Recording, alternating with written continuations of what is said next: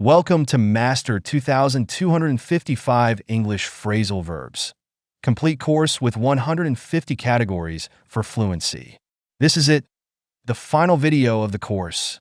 If you've made it this far, congratulations. You've completed an incredible journey through 150 essential categories of phrasal verbs.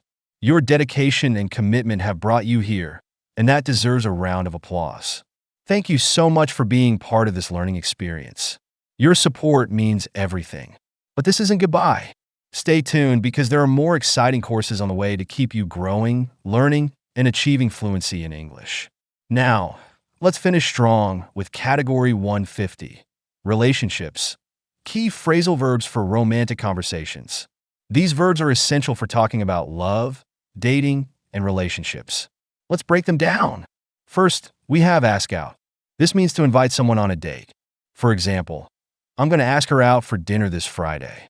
It's the first step towards starting a romantic relationship. Next, we have break up.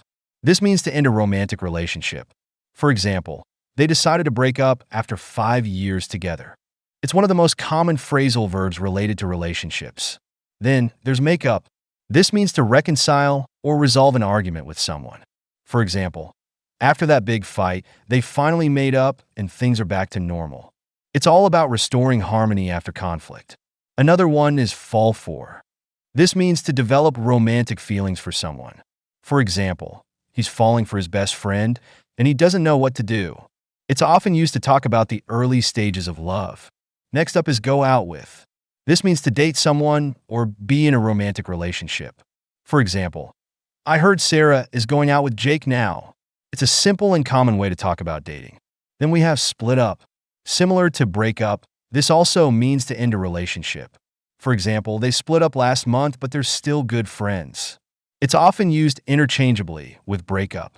Next is get over. This means to recover emotionally after a breakup. For example, it took her months to get over the end of that relationship. It's about moving on emotionally. Speaking of moving on, we have move on. This means to accept the situation and continue with your life. For example, after the breakup, she decided it was time to move on and focus on herself.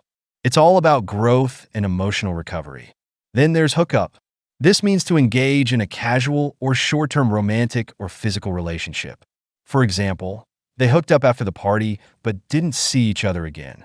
It's used a lot in informal, modern contexts. Another key one is settle down.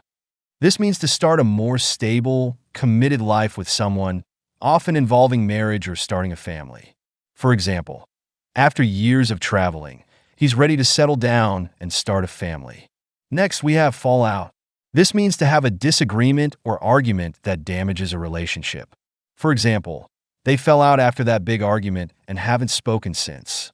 It's not exclusive to romantic relationships, but often applies to close bonds. Then we have drift apart. This means to slowly lose a connection or grow distant from someone. For example, we used to be so close, but over the years, we drifted apart. This happens naturally in many relationships. Another essential one is look up to. This means to admire or respect someone. While it's not always romantic, it can be part of a strong emotional bond. For example, she's always looked up to her partner for his wisdom and patience. Then there's cheat on. This means to be unfaithful in a relationship. For example, he cheated on her, and that's why they broke up. It's one of the most serious issues in a romantic partnership. Finally, we have hold on to. This means to maintain or keep something, often an emotional connection. For example, he's still holding on to hope that they'll get back together. It's about not letting go of something emotionally significant. And that's it for Category 150. Relationships. Key phrasal verbs for romantic conversations. Once again, congratulations on completing this incredible journey through 2,255 phrasal verbs across 150 categories. You now have the tools to speak English more naturally, fluently, and confidently. Don't forget to stay tuned for future courses where we'll continue to sharpen your skills and take your English to the next level. Thank you for learning with us, and we'll see you soon in the next course. Take care and happy learning.